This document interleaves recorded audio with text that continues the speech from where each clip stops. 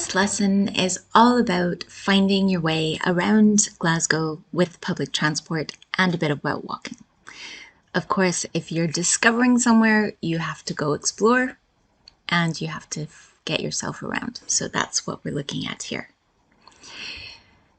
The public transport system in Glasgow is very big. It is the biggest public transport system in the UK outside of London. It has masses of coverage, including buses with several companies, though First Bus is the biggest one, trains, subway, which might be called a metro or underground in other places. It's the third oldest in the world after London and Budapest. We also have loads of taxis of different varieties, so it's very easy to get around. The first kind of transport we're going to look at is buses. This is the one that has the most coverage of the city. Bus stops are close together, they're most places, and this is what you're likely to find near you. It might not be the fastest, especially if it goes through the city centre, but it's the most likely that you won't have to walk very far to get to it. So you can see here the bus stopping at a bus stop. The bus stops are very close together. Because they're so close together, they would all end up with the same name. So not all of them, but several on the same street. So they just don't have names. So you instead need to learn what they look like, kind of what are the signs it's time to get off. But the first time you travel by bus to a particular place, just use Google Maps and follow the blue dot to see when it's time to get off. You can also ask other passengers or the bus driver. Sometimes there will be somebody handy who can tell you. Sometimes the bus driver will be really helpful. Sometimes they're busy. The blue dot, very, very reliable. So because the buses don't stop at all, because they're close together, they don't stop at all the stops. They stop at the ones somebody asked to get on or off.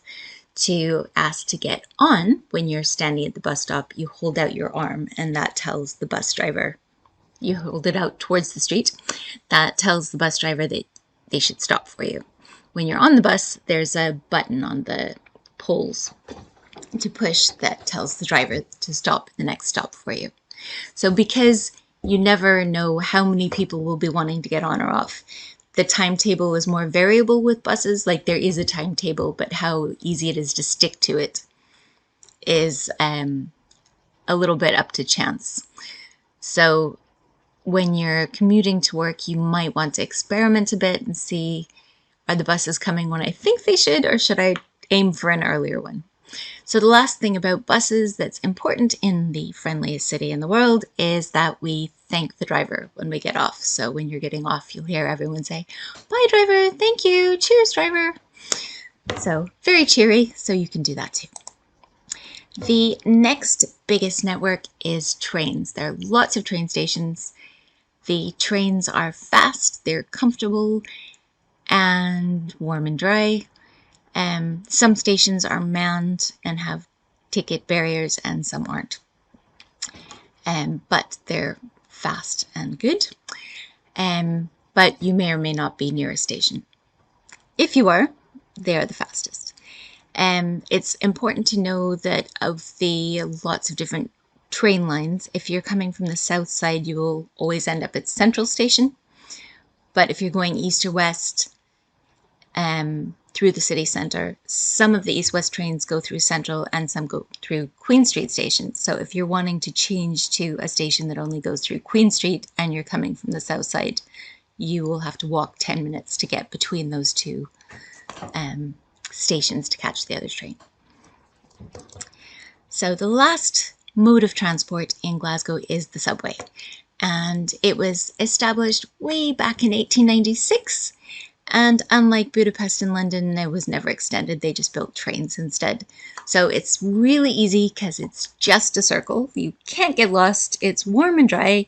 It comes very consistently at the times of day. Like it runs 2 minutes every 2 minutes during peak time, every 5 minutes kind of average time, and maybe at weekends or slower times during the day. It might be 10 minutes, so allow for that. But it's warm, dry, reliable.